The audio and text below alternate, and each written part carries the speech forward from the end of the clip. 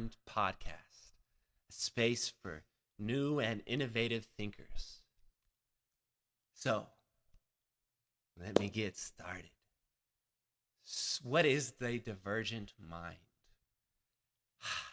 So, I'm going to start from the form of as the positive. This is a way in Tai Chi, a way of thinking that expands our awareness, not only just with our mind, but with our body and all our different senses. So to perceive with the divergent mind, one must look at one point, and from one point, we open our peripheral visions. I say visions because it's not just our eyes, but our senses and our tastes that we're trying to open in all directions. And from this space, I can focus in, connect, but also with myself and my center. I can focus in and connect with myself and center. And I can also connect with the space around me and deepen my awareness internally and externally, as he said, as above, so below. So that's the Tai Chi form, right? And then looking into this new space, this new word of this new psychological term, this new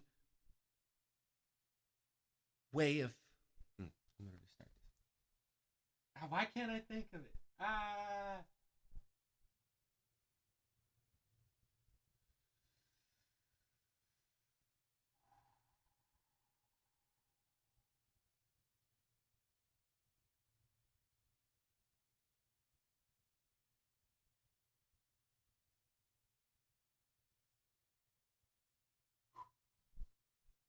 So that was the deep breaths, deep breaths. Ayashante, ayashante. The divergent mind is a space from which we can perceive one thing and also open our awareness to see all things around it as best as we can with our ability to perceive using all of our senses. Now, this new terminology, we have neurodiversity, right? So it's the I took the diverse part out of the neurodiversity and focus on the diversity part.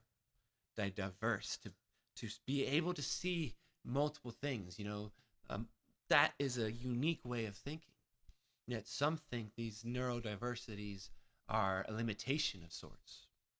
But to me, I see them as humanity's new way of perceiving consciousness, and these new algorithms, they're unique and different, and they push us to grow as people if we really understand the totality of the world and what the diverse mind really means, right?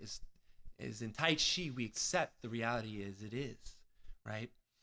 So someone who goes around and makes fun of others and puts labels on others that they don't want to be labeled, and tries to limit them by their limitations instead of seeing them for their uniqueness and their ability to create on new waveforms, right? New ways of thinking. Even if it seems inaccurate at first, they have new algorithms that can help us perceive in new ways, right? One form is dyslexia. And to be honest, I have never had a therapist tell me any diagnosis. I've never been to an actual therapist. I've had spiritual healings, and I've had friends diagnose me. I've had myself diagnose me in certain ways, but I don't want to be diagnosed. That's not the real thing. And that's why I'm almost hesitant to go there and see what it is.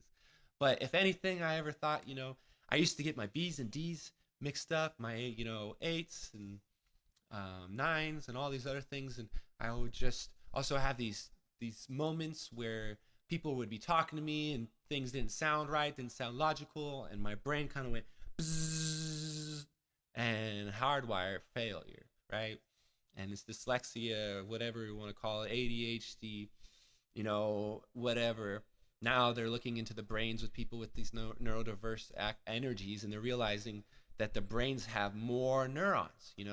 As we are young, we had a bunch of neurons growing up, so we were very sensitive, but as we grow older, the neurons kind of lower, and, is that a positive thing or is it a negative thing? I don't know.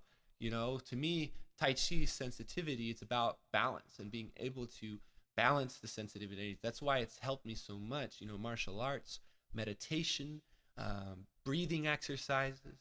It's helped me take whatever, you know, the way I think, whatever you want to call it, it's different. I think it's unique. I think I like to look into things and try to unravel the meanings of them. And then once you get to the unraveling of the meaning, you realize that's not what it is. And then you can let it go and it expands, you know, and you know, life grows and dies every day. And I love logic, but logic isn't everything. You know, such and such. Love is internally the most magnificent thing. And, you know, growing up, that wasn't the culture. Love wasn't the culture.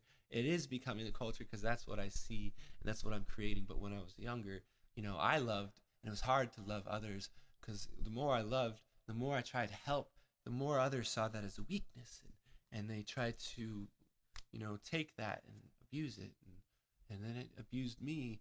And then I stopped, you know, I was afraid of my love, you know, almost, you know, they could call it post-traumatic stress from, you know, losing my mom and loving my mom so much and then losing her and then losing all my friends and et cetera. And then it becomes a depression because you don't understand things, the way things are, and life and death, is it real, you know, et cetera, et cetera. But coming back, remember, this is the Divergent Mind podcast. This is okay to unravel the unique and expressive and awkward and whatever you want to call it, weird, beautiful. I like it all. So if you have questions, really reach out to me. You know, I teach at Las Vegas Athletic Club here in Vegas, but I'm also doing private lessons, workshops. If you have, you know, abundance of wealth, please share the wealth. Share the wealth. I love wealth. Bring the wealth on. Though if you don't have like the same tools as maybe someone else does, you know, reach out to me still. Maybe we can work something together because I'm here to really make a difference and within myself first, right? So if the more energy I have, the more I can give. So the more you can give me, the more I can give back, but I'm still going to help the best I can. I got so much time in my life and I want to share it. I want to love sharing it and I want to appreciate sharing it. And I want to grow my appreciation. I want to expand this divergent way of thinking and you know, challenge culture with radical love. Love, love, love, radical love.